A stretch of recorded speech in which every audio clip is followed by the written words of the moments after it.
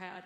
Obviously, I'm a little biased about that, but that's my story and I'm sticking to it. So thank you so much for all of your hard work to help us get to this point.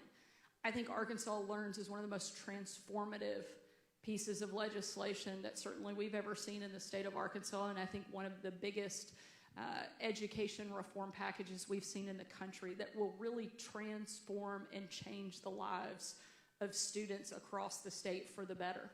One of the reasons I'm so proud of what we were able to accomplish is because I know what it will mean for kids in Arkansas.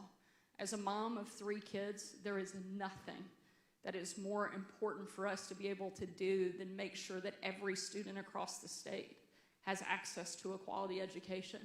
And the investment that we are making in our teachers, in our students, in our parents is what we worked so hard to accomplish through Arkansas Learns, and it's why I'm so proud of what we were able to get done.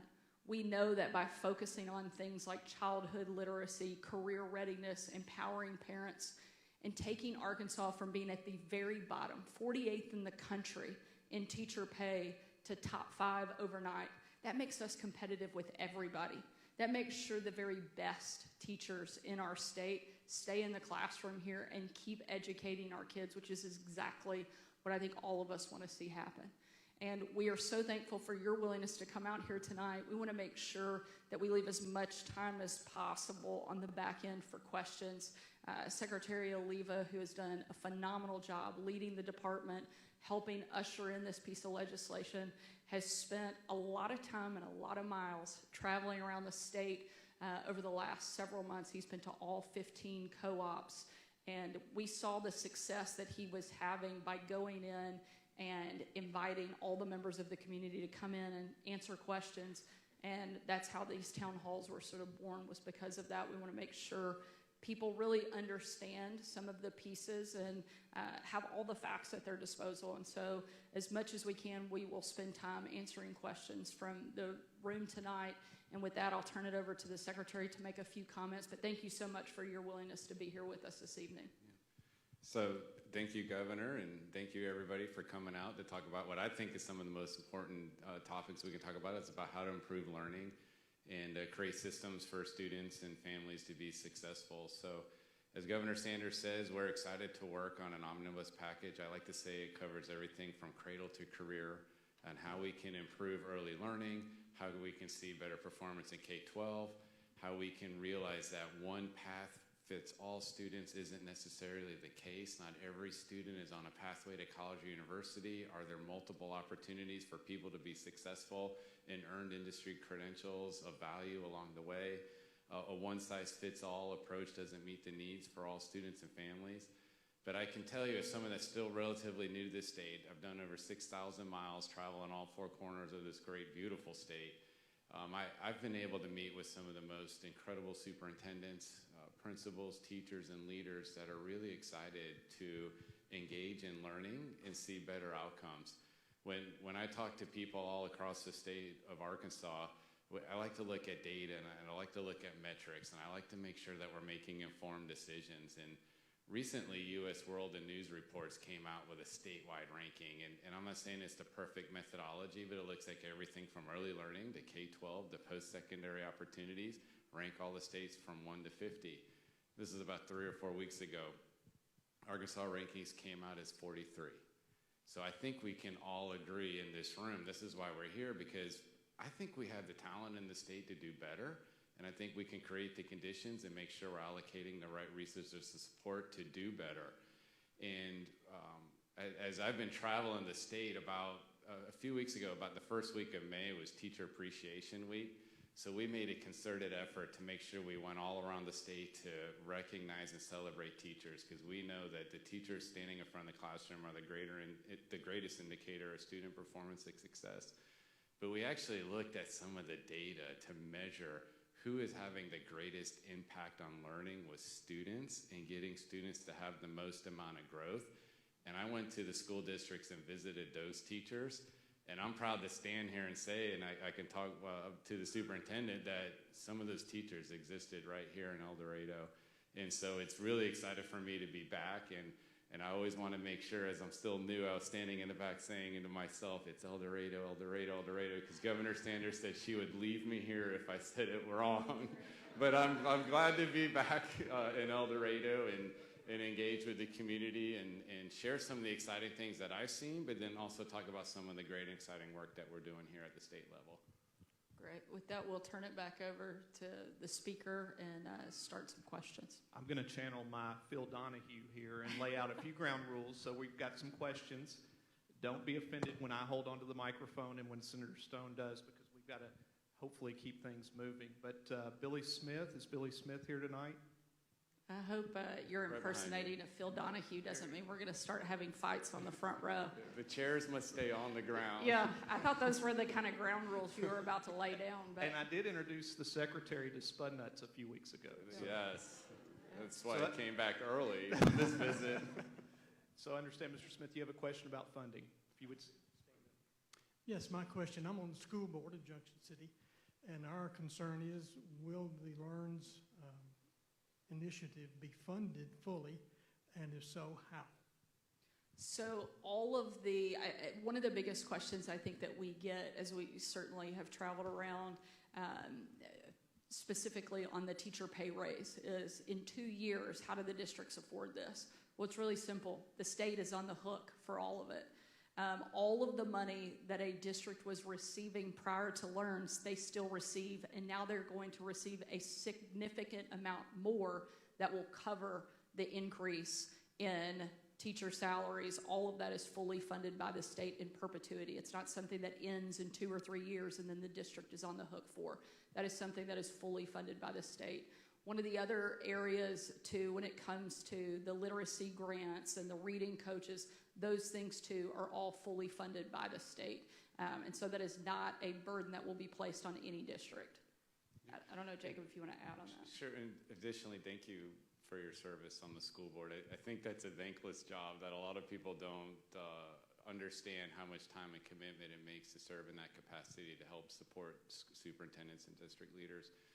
But as Governor Sanders stated, one thing that was important for the legislature as moving forward with this initiative, and I can tell you as somebody that went to every single region, met with every superintendent, the number one question that superintendents had is, how are you going to pay for this? Because if I have to do all this out of my existing budget, you're going to bankrupt our district. So after we walked through how they still are going to receive their foundation funding, their categoricals, and their matrix, and that funding is not going to be touched by any of the implications of LEARNS with raising teacher salaries and some of the other initiatives for tutoring and supporting early literacy, there was a lot bigger sigh of relief. And then the next question is, are we still going to get it next year, and the year after, and the year after that? So I can tell you that we have a commitment from the governor, a commitment from the legislature to make implementation its number one priority. And the way the legislature kind of put forth this vision, it will be self-sustaining over the next couple of years, so that it'll just be ongoing part of that continuous school district funding. I believe we have a question from Dana Ayers. Is Dana here?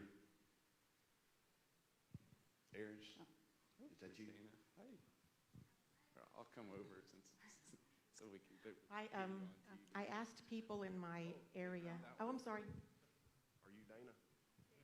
There's 2 Dana Ayers in El Dorado. Is that right? Well, she's gonna happily pass. Here, and then we'll jump over to you. Yeah, okay. just come over here and we'll get this one. All Then right. we'll come back. That way everybody gets over. As long as the chairs stay on the ground, we got to follow the ground rules here. We'll make everything else work. We don't want Phil getting out of shape. Keep them under control.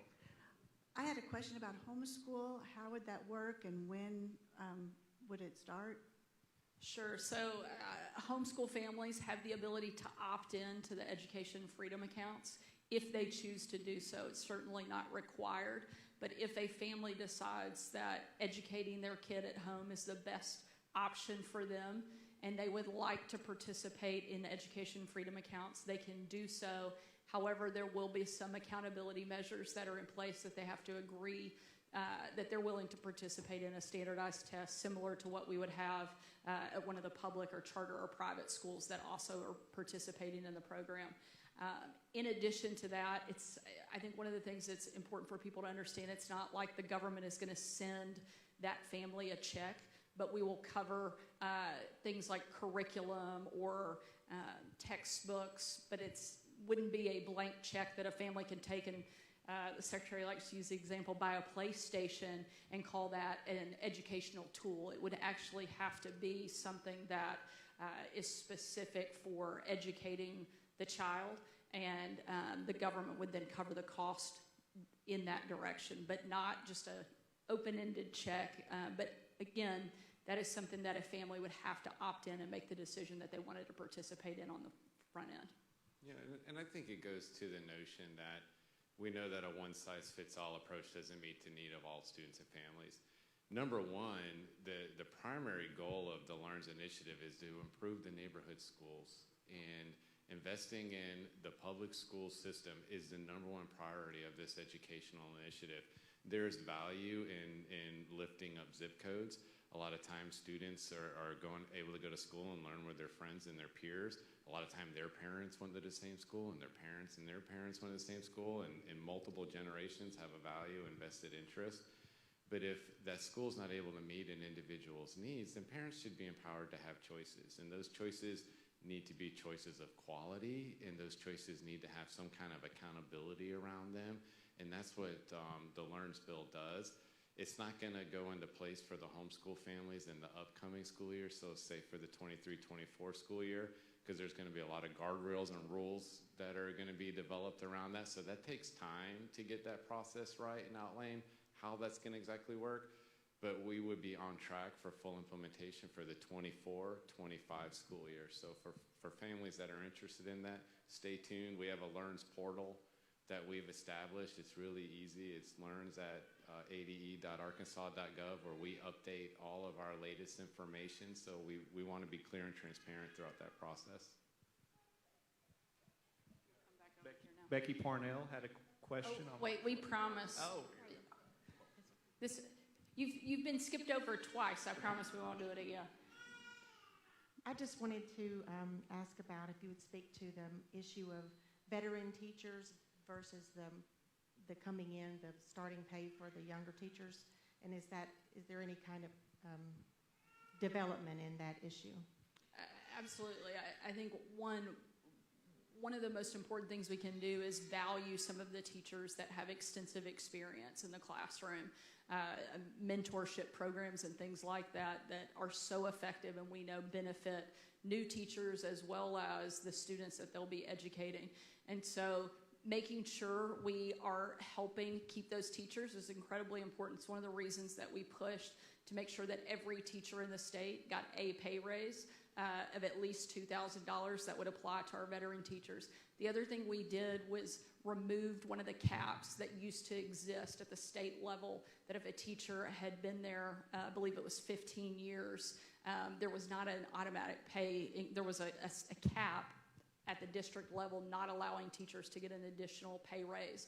That's been removed, and so now districts have complete flexibility on paying those veteran teachers more. If they have a really stellar, amazing teacher that's been in the classroom for 15, 16, 17, 25 years, and they want to keep that teacher in the classroom, they now have ultimate flexibility to do that. They also have additional funding from the state so that they can pay those teachers more. But putting that power into the hands of the districts so that they can decide where they really need to lean in. Do they need to pay a veteran teacher more to keep them? Do they need to pay a new teacher more because they don't have a math teacher and they need to recruit somebody in? That's one of the big, I think, bonuses of LEARNS is giving districts flexibility to make those decisions. At the same time, though, still making sure every teacher in the state did get a raise. So I was going to call on Becky Parnell, but that was actually her question. So we're doing such a good job, we're knocking out two questions in one. Does anybody over here have a question for the governor or the secretary? Sure, right here. Kind of. First of all, it is an honor to meet you. Thank you. As a businesswoman and a Arkansan most of my life, not here. Well, we're off to a good start already. Yeah. I like where the direction this is And going. a MAGA lady. So, but on point, my issue is the Lawrence Act is great. Having raised my kids in Connecticut and Fairfield County, Connecticut, they have excellent. El Dorado has excellent. There's a lot of factors that need to be addressed. One of those, even in El Dorado, one of those is mental health and addiction, drug use in the school systems, the impact on the teachers, the impact on the productivity of the teachers, some children who may need to be medicated and are not, and more than that, plus the fact that most of the crime and the gun violence in the schools is done by mentally ill youth. Okay, Arkansas spends less on mental health today than they did 30 years ago. Arkansas ranks 48th. They just moved up from 49th in mental health. My son had to leave Arkansas to move back to Connecticut with his father because it ranks number 1. Why? Because they spend on mental health. You have a $1.3 billion surplus, I hear. Are you going to put anything and talk about mental health? And by the way, I'm a one-issue person now, and it ain't Republican, and it ain't Democrat. It's mental health. Absolutely. I think that, thank you for your question and certainly for your support. I think one of the things that plagues any person that's paying attention right now, whether you're in Arkansas or anywhere else in the country, is the mental health crisis that's going on. And there are so many factors that play into that. We have been looking at a number of different options. I know one of the things we've been talking about pretty extensively with leadership is ARPA funding that will be specific to mental health and using some of those funds specifically to address some of the needs that we have here in the state. And that's something that we've been working on the last couple of weeks and we'll continue working on until we have a good plan forward. One of the other things that I think is really important that is often left out of this conversation, there are a couple key factors that we know that are influencing the mental health, particularly of young people in the state of Arkansas and across the country, and that's social media. It's why one of the big things that we had during this legislative session was to start looking at ways that we can protect our kids. I think social media can be a great tool. It's something where you can get a lot of useful information. You can get a lot of not very useful information as well. But it is can be an overwhelming thing and something that all of the data, if you look at every study out there, and there is a significant amount of research going into this on the daily basis right now, is the impact that social media has on young people. We're seeing our suicide rates, our anxiety, our depression skyrocket, particularly for girls ages 12 to 18. The anxiety, depression, and suicide rates jumped 51% in that age bracket for girls in the country within the last year. It is a major thing, and every piece of information you look at points back to the influence that social media is having on these young people. So one of the things that we did during this legislative session was we passed a law that would require parental permission for anybody under the age of 18 to have access to social media. Doesn't mean that you can't have it, but it means that your parent has to sign off on you having it. It doesn't mean, this only applies to new users, and so we are trying to look for ways, in addition to some of the funding that we're working on, that would provide more behavioral health specialists in schools and things of that nature. But what are some of the things that are contributing to the cause on the front end?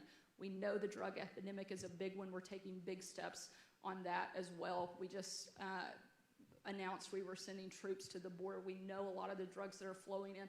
There are so many things contributing to the mental health crisis, and we're trying to hit it from every side. I think focusing in on a couple of those key areas, particularly on the areas we know that are impacting our kids, is one of the best steps we can take, and we're going to continue looking at how we do that and make Arkansas a better place for kids.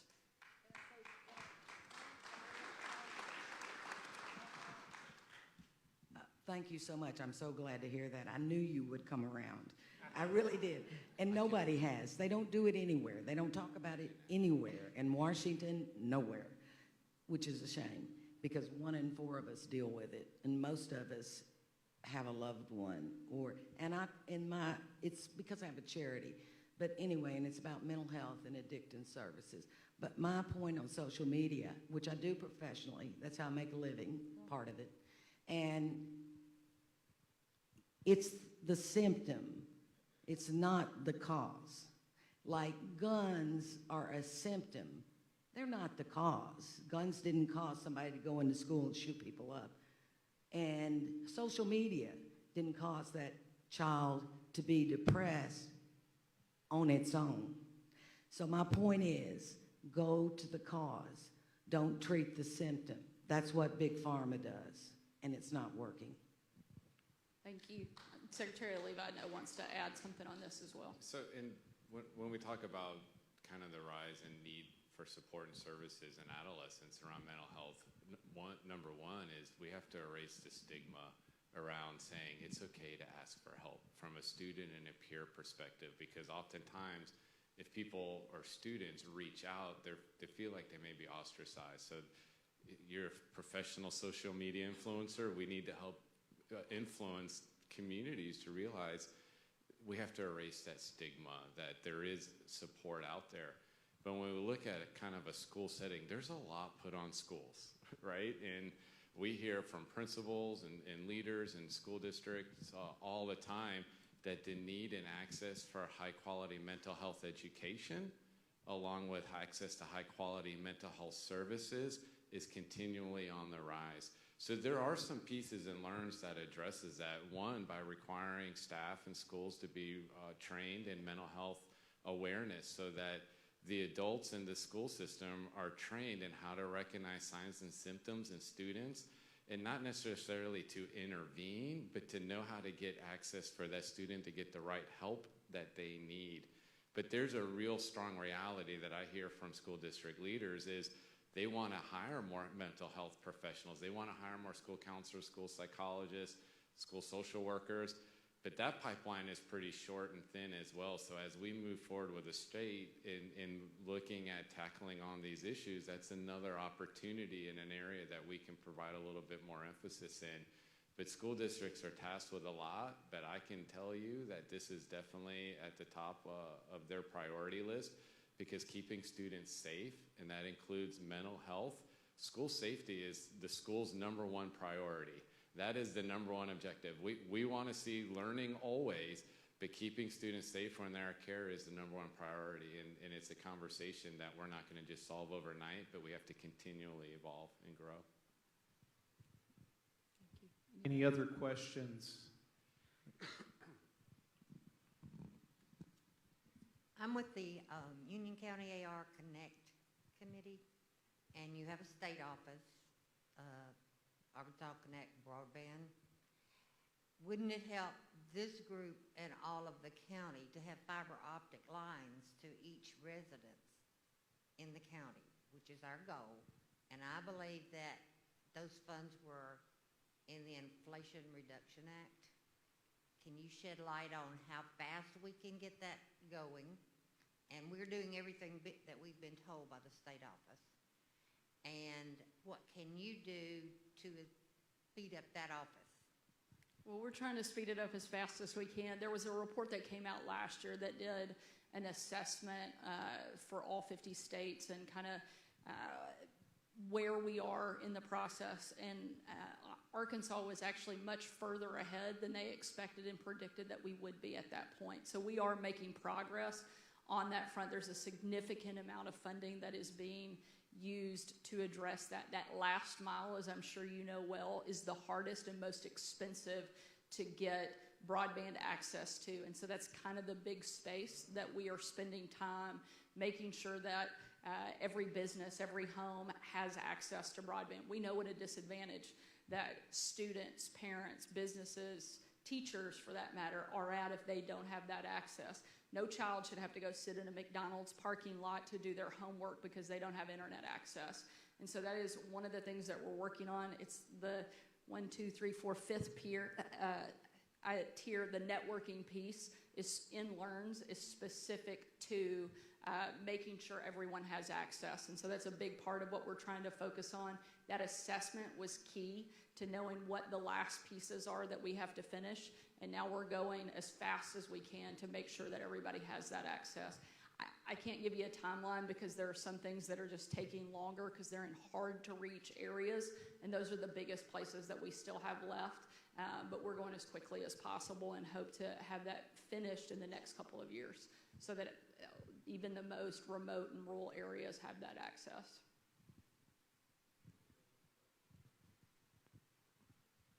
Yes, I'm Denny Rosenberg, the superintendent from Bearden. First of all, appreciate you coming tonight. One of the questions that I had submitted, twofold question. You came to the co-op and talked to us. One of the concerns that I have as a small school superintendent with about 475 kids up the road about 50 miles is that a lot of districts in the last few years have got ESSER funds, ARP funds. A lot of employees have been switched over into those funds, counselors, interventionists, so on. And I believe in the Learns Act calculation formulas right now, most of those employees aren't on the list, okay?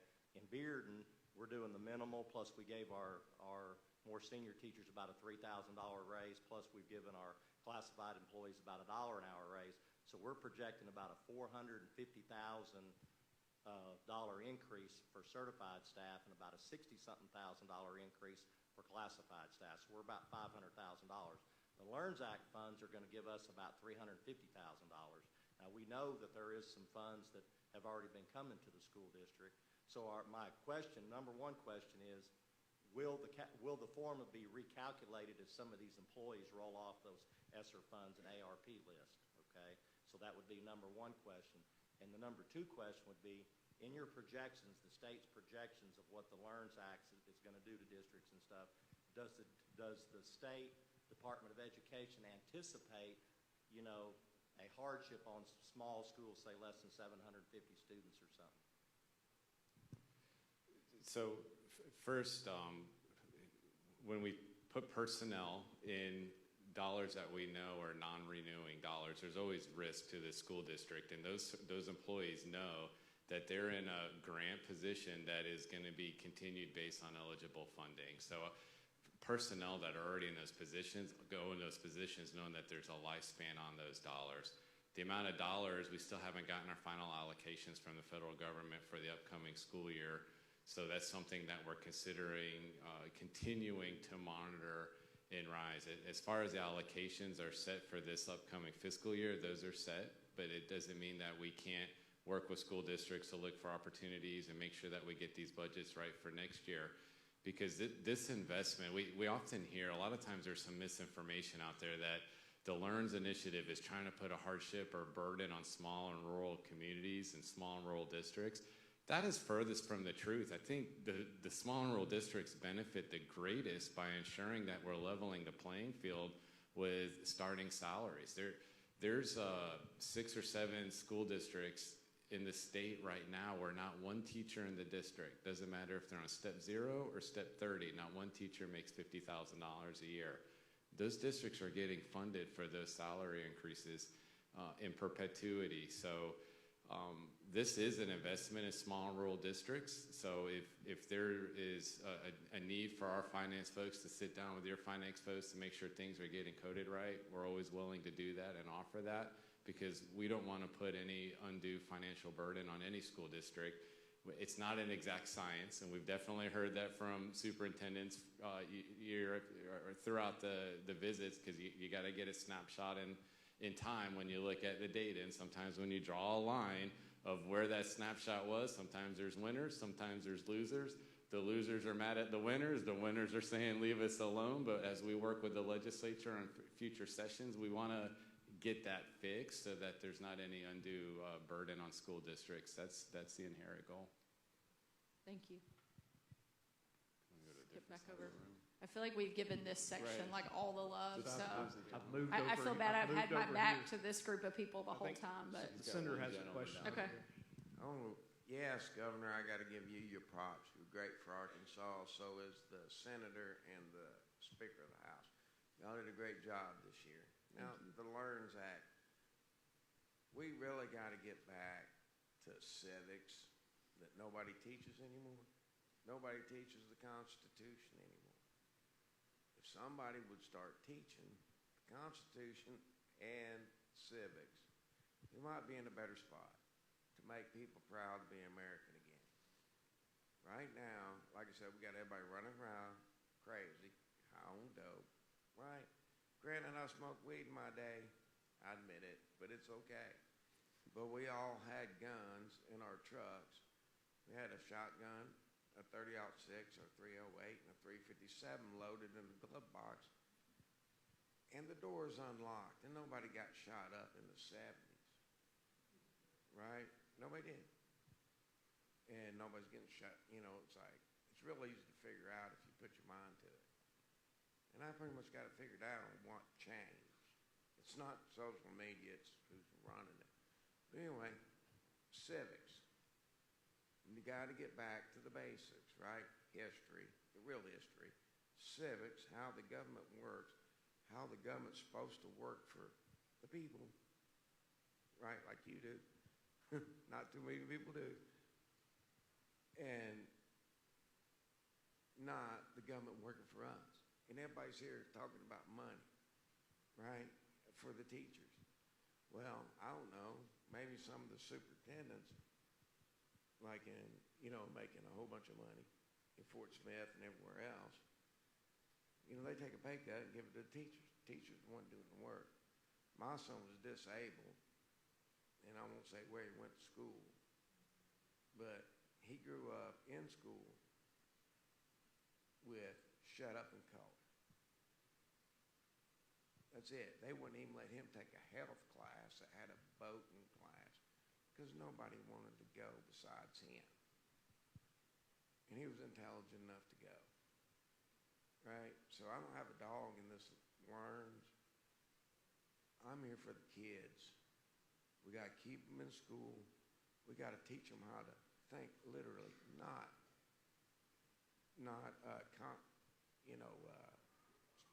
just to take a test. You know, taking a test is not going to help anything. Thank you so much. It's great talking to you. Have a wonderful day. Thank you. You know, I couldn't agree more that I think there are some things that we have to get back to. We need to focus on teaching kids how to think, not what to think. And we've kind of lost our way a little bit on that. And I think that's one of the things that we have spent a lot of time trying to put into LEARNS legislation is making sure that we're focused on things like literacy, math, science. Civics is already a required course here in the state of Arkansas, but I do think we could do a better job. I'm not saying any of the members in this room, but there are a few legislators that I'd like to teach a couple civics lessons to myself. But again, none of them are in this room, but there are a few that I think could go back to 9th grade civics. But one of the things that we did in the LEARNS legislation that I do think kind of speaks a little bit to what you mentioned, and one of the things I'm very proud of is that we put in a community service requirement. And there was some pushback from a lot of people that didn't like this piece of the legislation. And I think it's one of the most critical and important parts of the legislation because it takes all of the players in a community coming together, and these students, in many cases, they may not have a mentor at home. They may not have somebody that they can see a success story to, but it's pairing them with somebody that helps guide them through in the process of doing that community service. Or they may go help repaint the stripes on a football field that they then get to drive by and say, I did that. And it gives them a point of pride. And it gives them something to be excited about, something to look at and know that they had a hand in helping in something in their own community, in their own backyard. And not enough kids have that right now. We see too many kids that are not engaging in any way outside maybe of the classroom that they're in. They may not engage in the classroom that they sit in any given day. And this is helping bring all of the stakeholders to the table, the education community, the business community, the legislative community, the church community, bringing all of those individuals to the table and helping these kids, I think, learn a lesson that frankly, we've lost our way on teaching. And so it's something I'm very proud that we were able to put in there, and I think could have the ability to make a real impact on a lot of kids across the state of Arkansas. Questions over here?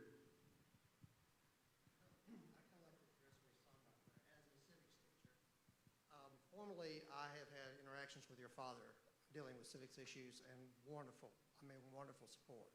And he showed us right there that Arkansas is going to be on one of the leading of this, because now we do the civics exam, as you mentioned.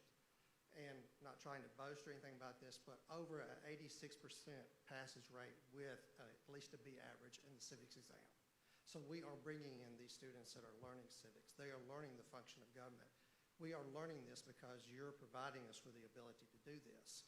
Every single day I'm in the classroom watching these kids, some of them coming from backgrounds that we could never imagine, and how they can even think about not having the law, but having where to live, how to survive, have something to eat, and yet they're still in there every single day wanting to learn what it means to be a U.S. citizen. And I tested this the last 9 weeks, non-English speaking people that would come in and study to become a U.S. citizen, and we're passing the civics exam. So we are making headways in it, but we will be doing this with the initiative that y'all provided us. This will help us even function even more. So if you come to the schools, come see what we're doing. Anybody in here, come to the schools. I teach in Magnolia. I live here, but I teach in Magnolia. Come to my classrooms. See what we see every day. See how these kids come every day, what they're bringing with them, what they don't have, what they do have. And you will find out that there are some kids out there that are wonderful. There are kids that are struggling. We have to pull them all together. But without the help that we're getting, we never will be able to get there. There's nothing I can argue with there other than I would love to come to your classroom and see what you guys are doing to get an 86%, because that is impressive in any subject that you're teaching. And I may recruit you to be the civics teacher for the legislature too, since we know your growth rate and achievement rate is so high. I think we'll be looking to you to bring them up. Thank you very much for the work that you do too in the classroom. We know how important it is to have people who are dedicated, and there's no question anybody in this room can see the passion that you're bringing to your field of study and to the classroom. So thank you for your service to the students and to the state. Other questions? One of the presidential candidates has talked about the fact that they would very early in their, if they were elected, get rid of the National Secretary of Education, that whole federal process. Wonder whether you guys, as we look at education here in Arkansas, whether that's a good idea or a bad idea. I mean, as a governor, I'd be happy for them to get rid of the Federal Department of Education and just send the money here and let us distribute it to the districts and give us a lot more flexibility. And one of the things that we really focused on, frankly, in LEARNS is providing that flexibility to districts. And I think that the federal government would be very smart to allow the states to have a lot more flexibility as well. And, you know, I'm certainly very biased to this because I would love for them to get out of our way, because what I know is that what works even just within a state here in El Dorado is probably not going to be what works in Jonesboro or Bentonville or Texarkana or Helena. And you're going to need different things and different flexibility in the same way that what works in Arkansas is not going to be what works maybe in Connecticut or North Carolina or California. Not much is working at all in California right now. So we're positive we don't want to follow anything that they're doing. But I do think ultimate flexibility at the state level, that's where our government was designed, was to empower states, not the federal government. And over the last several decades, that has transitioned, and we're seeing a lot more of the heavy-handedness come from the federal government. And I certainly think that that flexibility would be very welcomed, certainly by me, and I think by our Secretary of Education as well. Don't want to speak for him, but I'm pretty sure he'd be happy if he had a lot more flexibility on his side. Yeah, as somebody that believes in local control, and I believe that states should be allowed to do what they know is best for their states, school boards should be allowed to have the flexibility to do what's best for their districts. There's a need for some federal oversight. So I might kind of come back a little bit, because we want to make sure some of our most vulnerable students are getting the right amount of support that they deserve and that they need in order to be successful. When you look at students that special education students when you look at kind of the federal provisions and rights and supports for students with lower socioeconomic status.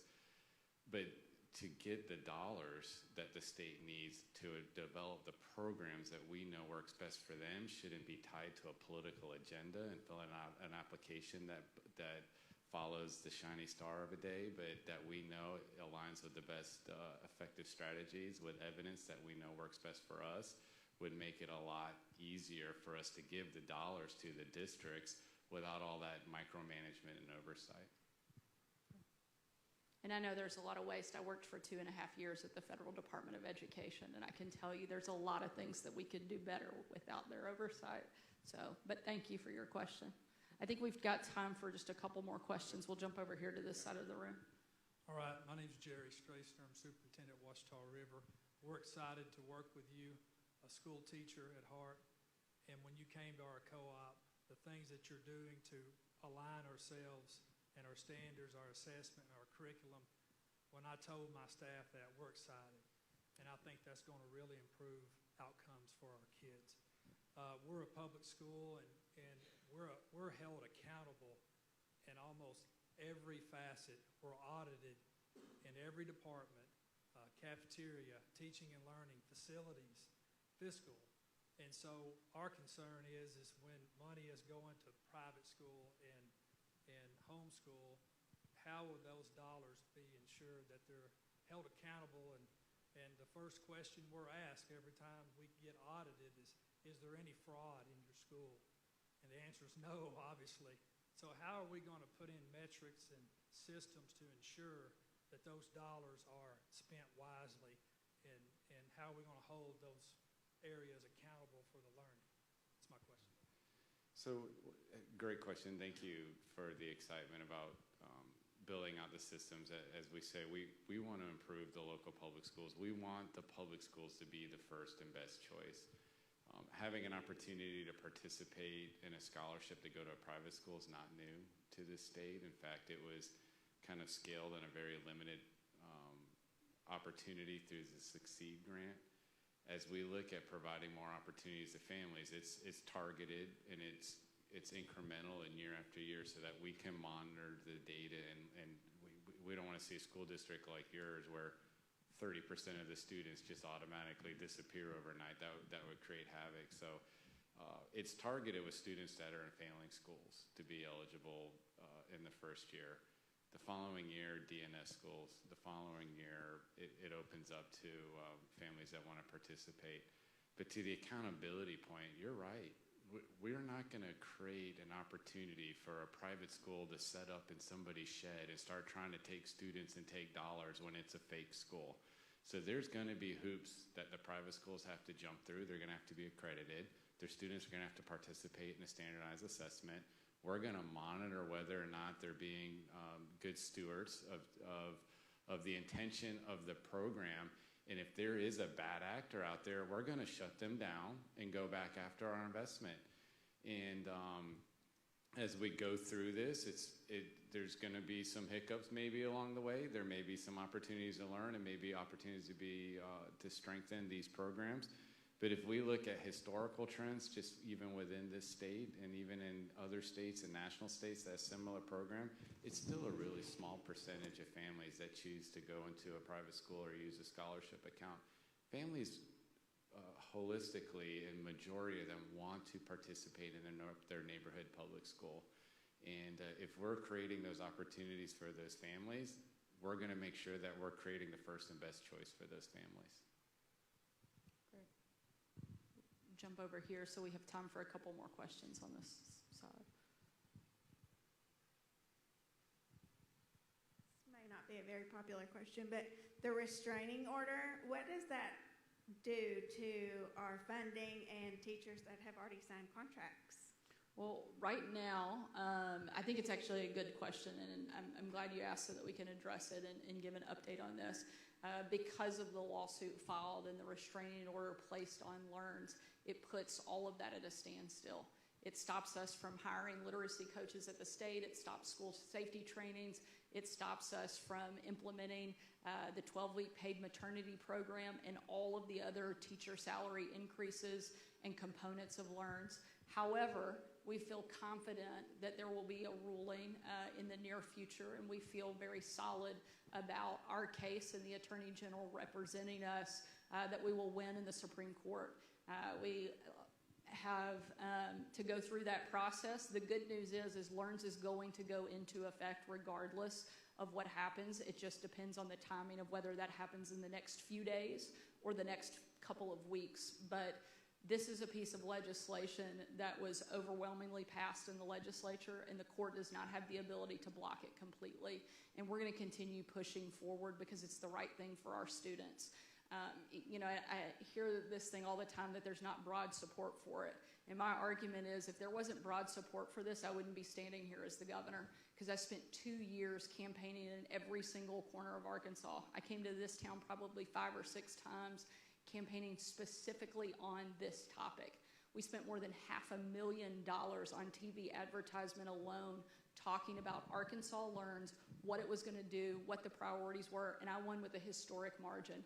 If there wasn't support for it, I wouldn't have won that race. Just because there are some people that are, the vocal minority, as I like to say, that are fighting against seeing our students be more successful, seeing more opportunities, seeing our teachers get pay raises that they deserve and should have had a long time ago.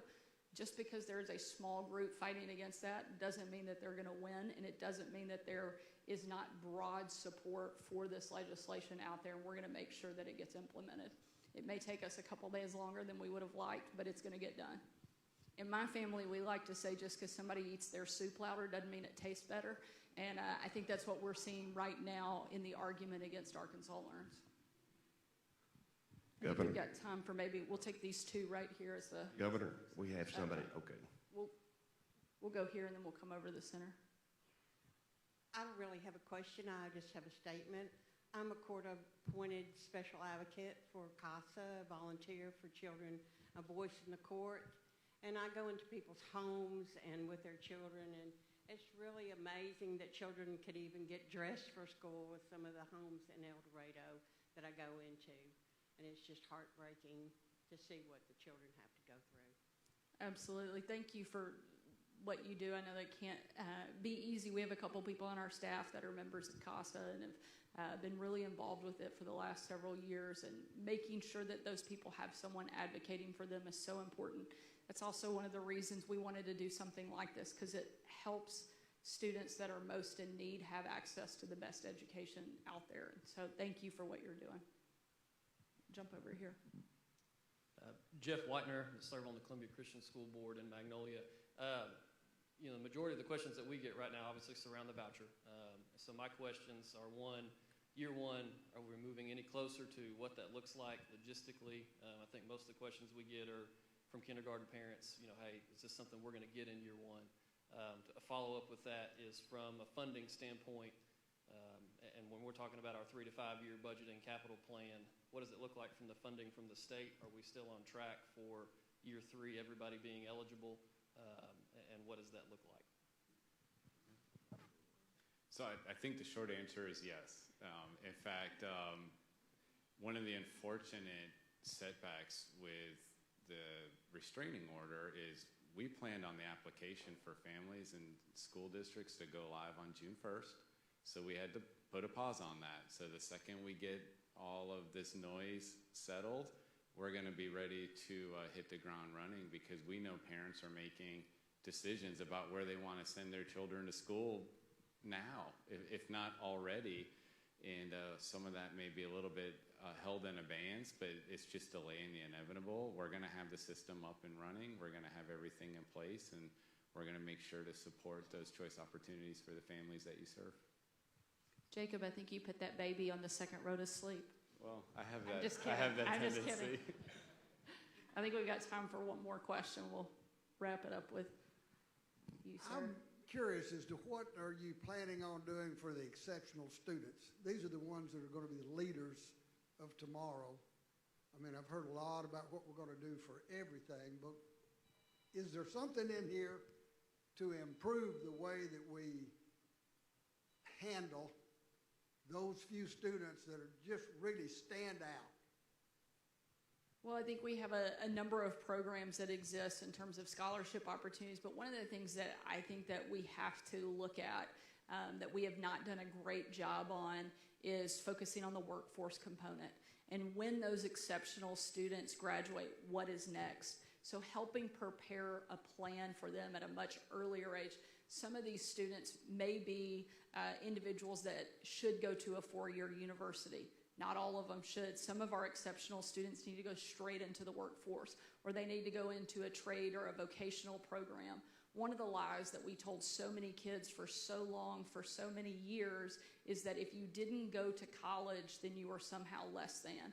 And nothing could be further from the truth. We have to provide a number of opportunities for our students when they finish. And building a skilled, qualified workforce is one of the most important things that we can do for economic development in the state. It doesn't matter what corner of Arkansas I went to, what type of business leader I met with. They all said the number one challenge they have is recruiting skilled, qualified workers and people that will show up. And so helping students figure out that pathway, those exceptional students. Is that a four-year university? How can we help you go down the best path forward so that you end up in the workforce, not so that you end up dependent on the system? I think that's one of the things that we have missed in a big way, and one of the places that we are trying to change that is through career readiness, and there are a number of pieces of Arkansas Learns that focus specifically on that. One of the very first things that I did when I took office was signed an executive order creating a workforce cabinet, which brought all of the various players. We had 7 different departments that have a workforce component.